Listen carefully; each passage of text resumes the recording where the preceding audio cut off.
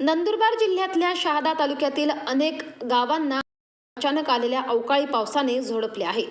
सकाळपासूनच जिल्ह्यात अनेक भागात ढगाळ वातावरणासह पावसाचा अंदाज होता।